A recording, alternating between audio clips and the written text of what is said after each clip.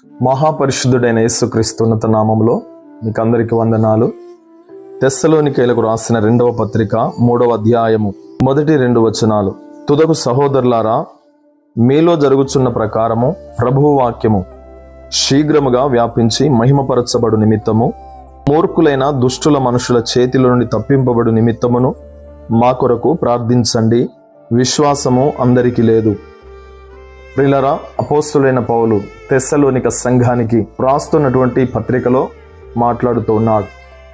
ప్రభు యొక్క వాక్యాన్ని అనేక ప్రాంతాలకు వ్యాపింప చేయాలని, దేవుడు మహిమపరచబడాలని ప్రియులారా స్వార్థను ప్రకటిస్తూ ఉన్నప్పుడు మూర్ఖులైన దుష్ట మనుషుల చేతిలో పడకుండా తప్పించబడు నిమిత్తం మా కొరకు ప్రార్థన చేయండి అని పౌలు భక్తుడు తెలియజేస్తున్నాడు. అవునండి ప్రియ సంగమా, నేటి దినాల్లో చాలామంది సేవకులు సువార్తను, క్రీస్తు యేసు యొక్క రక్షణ వార్తను, క్రీస్తు ద్వారా విశ్వసిస్తే నిత్యరాజ్యానికి పరలోక పట్టణానికి వెళుతారనే సత్యమును బోధిస్తూ అనేక మంది ప్రజల మధ్యలోనికి, ఆయా జాతుల మనుషుల మధ్యలోనికి, ఆయా కులాల వారి మధ్యలోనికి, ఆయా ప్రాంతాలకు, ఆయా రాష్ట్రాలలోనికి వెళుతూ విరివిగా విస్తారంగా దేవుని యొక్క వాక్యమును ప్రకటించాలని వేగిరపడుతూ దేవుని యొక్క పరిచర్యను జరిగిస్తూ ఉన్నప్పుడు దుష్టులైన మూర్ఖులైన కొంతమంది మనుషులు, మతోన్మాదులు దైవ సేవకులను హింసించడము, దూషించడము, కొట్టడానికి రావడము, నానా విధాలైనటువంటి పరిస్థితులను కలుగజేస్తున్నారు. ప్రియులరా, దేవుని యొక్క స్వార్థను వక్రీకరించి ప్రభు యొక్క వార్తను ప్రకటిస్తున్నటువంటి దైవ సేవకులను తప్పుబట్టడానికి ప్రయత్నం చేస్తూ ఉన్నారు.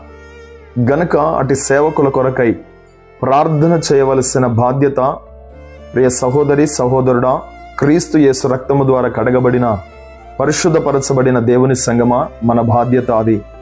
దైవ సేవకులను దేవుడు విడిపించినట్లుగా, దుష్టులైన మనుషుల చేతిలో నుండి విడిపించబడినట్లుగా మనము ప్రార్థన చేసి వారిని బలపరచవలసిన బాధ్యత కలిగిన వారమై ఉన్నాం. గనక ప్రియమైన వారలారా, అట్టి దైవ సేవకుల కొరకు, సేవకురాన్ల కొరకు ప్రార్థన చేద్దాం. కొన్ని రాష్ట్రాలలో భయంకరంగా క్రైస్తవులను హింసిస్తూ, క్రైస్తవులను ఇబ్బంది పెడుతున్నటువంటి పరిస్థితులు, దాఖలాలు చూస్తూ ఉన్నాం. నేటి దినాలలో చాలామంది క్రీస్తు సంబంధులను, దేవుని పిల్లలను దూషించడము ఒక పనిగా పెట్టుకుంటున్నారు. అదేమిటో తెలియకుండానే అవివేకంగా ప్రవర్తిస్తున్నారు. సత్యమును బోధిస్తున్న బోధకులను, స్వార్థికులను హింసిస్తూ పైశాచిక ఆనందాన్ని అనుభవిస్తూ ఉన్నారు. కనుకట్టి దైవ సేవకుల కొరకు, సేవకురాన్ల కొరకు పరిచర్యను జరిగిస్తున్నటువంటి దేవుని యొక్క సేవకుల కొరకు ప్రార్థన చేయాల్సిన బాధ్యత మనకు అందరికీ ఉంది. ప్రార్థించుదాం. దేవుని